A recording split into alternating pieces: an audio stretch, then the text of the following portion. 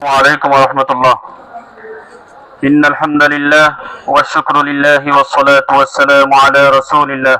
أما بعد، أعوذ بالله من الشيطان الرجيم. بسم الله الرحمن الرحيم. ألا إن أولياء الله لا خوف عليهم ولا هم يحزنون. صدق الله العظيم. উপমহাদেশের প্রখ্যাত ওলি শামসুল উলামা হযরত আল্লামা ফুলতলি সাহেবুল্লাহ রহমতুল্লাহি আলাইহি সুযোগ্য নাতি হযরত মাওলানা গুফরান আহমদ চৌধুরী ফুলতলি হাফিজাহুল্লাহ এর প্রধান পৃষ্ঠপোষকতায় পরিচালিত ঐতিহ্যবাহী দ্বীনি বিদ্যাপীঠ হাসানাইন তাহফিজুল কোরআন মাদ্রাসা কর্তৃক আয়োজিত আজকের এই 2024 সালে বার্ষিক শিক্ষা সফর।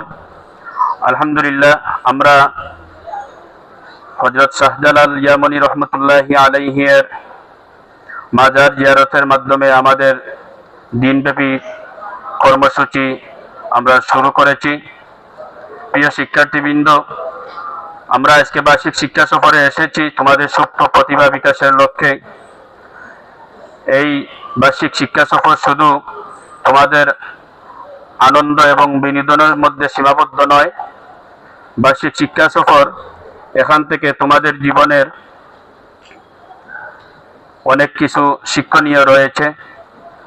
আমরা বিভিন্ন স্থান ভ্রমণ করব, তার ইতিহাস ঐতিহ্য তা সম্পর্কে জ্ঞান আমরা আরোহণ করব এবং পাশাপাশি আমাদের আদব আখলাক এবং নসিহত আমরা গ্রহণ করব এবং আল্লাহর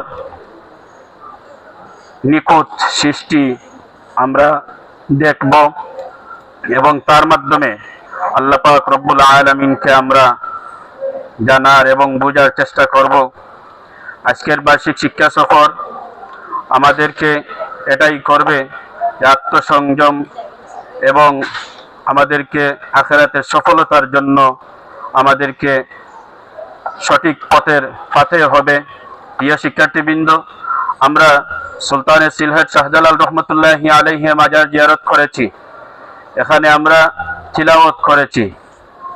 আমরা কোনো শিরিক করি নাই, বেদাতও করি নাই। তোমাদেরকে এমন কোনো শিক্ষাও আমরা দেই নাই, দিয়েছি? আমরা কি করেছি? জিয়ারত করেছি, আমরা তিলাওয়াত করেছি। আল্লাহর ওলিকে ওসিলা নিয়ে আল্লাহর দরবারে আমরা কাকুতি মিনতি চিত্তে দোয়া করেছি। অতএব তোমরা সেভাবেই তোমরা এই যতদিন হায়াতে থাকবে সেই পথে তোমরা অবিচল অটুট থাকবে। তোমরা আগামী দিনের কর্ণধার, তোমরা আগামী ভবিষ্যৎ, তোমাদের উপরে এই আগামী প্রজন্ম তোমাদের নেতৃত্ব অপেক্ষমান। অতএব তোমরা সাদিকিনদের সাথে থাকবে, সালিহিনদের সাথে থাকবে। তোমাদের পথ আউলিয়া কেরামের দোয়া এবং সোহবত থাকবে। আজকের এই শিক্ষা সফর থেকে তোমরা শিক্ষা গ্রহণ করবে আশাবাদী ইনশাআল্লাহ। সবাই পারবে তো? মাজারকে লক্ষ্য করে যারা অনৈসলামিক কার্যকলাপ করবে তার বিরুদ্ধে তোমরা সোচ্চার হবে, প্রতিরোধ গড়ে তুলবে, প্রতিবাদ জানাবে। দেশ এবং দেশের জন্য এবং এই রাষ্ট্রের জন্য তোমরা সুনাগরিক হয়ে তোমরা নিজেকে এক সমাজের মধ্যে একজন সঠিক নাগরিক হিসাবে উপস্থাপন করবে এবং প্রস্তুত করবে। এটাই আমরা আশা করি তোমাদের নিকট। তোমরা পারবে তো ইনশাআল্লাহ? পারবে তো ইনশাআল্লাহ?